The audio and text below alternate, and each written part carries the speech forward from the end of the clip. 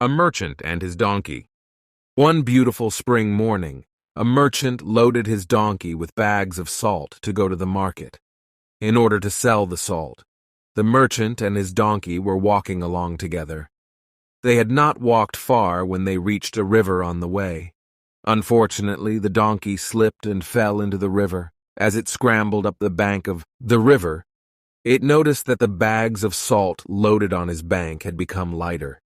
There was nothing the merchant could do except return home, where he loaded his donkey with more bags of salt. As they reached the slippery riverbank again, the donkey fell into the river, this time deliberately. Thus the salt was wasted again. By now the merchant knew the donkey's trick. He wanted to teach the animal a lesson. As he returned home the second time with the donkey, the merchant loaded bags of sponges on its back. The duo set out on their trip to the market a third time.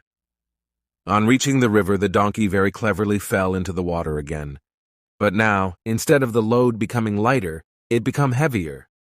The merchant laughed at the donkey and said, "You foolish donkey, your trick has been discovered.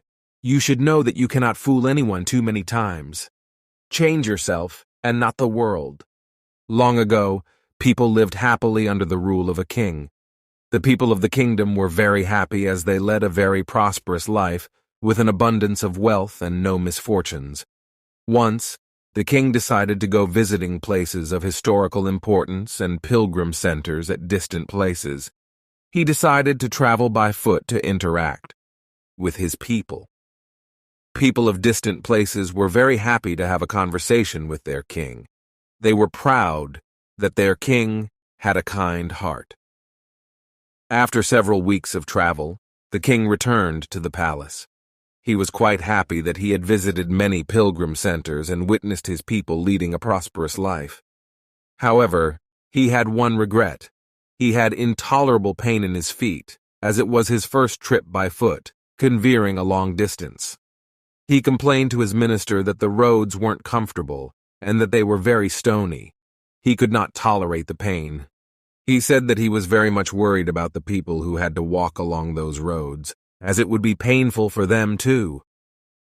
Considering all this, he ordered his servants to cover the roads in the whole country with leather so that the people of his kingdom can walk comfortably. The king's ministers were stunned to hear his order, as it would mean that thousands of cows would have to be slaughtered in order to get sufficient quantity of leather, and it would cost a huge amount of money also. Finally, a wise man from the ministry came to the king and said that he had another idea.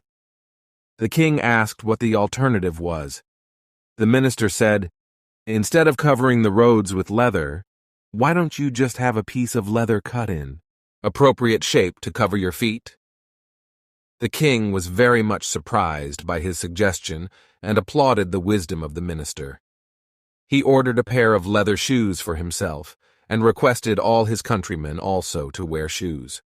Moral: instead of trying to change the world, we should try to change ourselves. 17 camels and 3 sons. Long ago, there lived an old man with his 3 in a deserted village located in the vicinity of a desert. He had 17 camels, and they were the main source of his income. He used to rent out camels as a means of shipping in the desert. One day, he passed away. He had left a will leaving his assets for his 3 sons. After the funeral and the other obligations were over, the 3 sons read the will. While their father had divided all the property he had into 3 equal parts, he had divided the 17 camels in a different way. They were not shared equally among and a prime number which cannot be divided. The old man had stated that the eldest son will own half of the 17 camels, the middle one will get 1/3 of the 17 camels, and the youngest one will get his share of camels as 1/9. All of them were stunned to read the will and questioned each other how to divide the 17 camels as mentioned in the will. It is not possible to divide 17 camels and give half of the 17 camels to the eldest one. It is not possible also to divide the camels for the other 2 sons. They spent several days thinking of way to divide the camels as mentioned in the will, but none could find the answer. They finally took the issue to the wise man in their village. The wise man heard the problem and instantly found a solution. He asked them to bring all the 17 camels to him. The sons brought the camels to the wise man's place. The wise man added a camel owned by him, and the total number of camels 18. Now he asked the first son to read the will. As per the will, the eldest son got half the camels, which now counted to 18 divided 2 equals 9 camels. The eldest one got 9 camels as his share. The remaining camels were 9. The wise man asked the second son to read the will. He was assigned 1/3 the total camels. It came to 18 divided 3 equals 6 camels. The second son got 6 camels as his share. Total number of camels shared by the elder sons, 9 plus 6 equals 15 camels. The third son read out his share of camels 1/9 of the total number of camels. 18 divided 9 equals 2 camels.